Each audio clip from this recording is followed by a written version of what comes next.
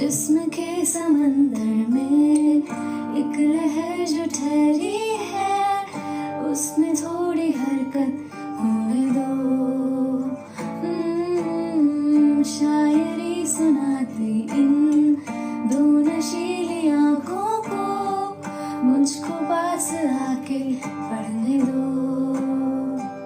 इश्क की ख्वाहिशों में भीग लो, बारिशों में आओ ना।